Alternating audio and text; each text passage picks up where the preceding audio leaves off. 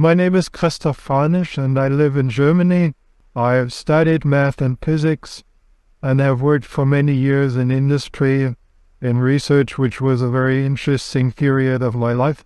I have two grown-up daughters with their families, which is really nice in my period of life. I'm interested in many things, in music and painting and photography and in religion, as I believe that in these times we will come back to live our religions honestly each other, not you better than mine or not mine better than you, but that we live in peace, and this is our future.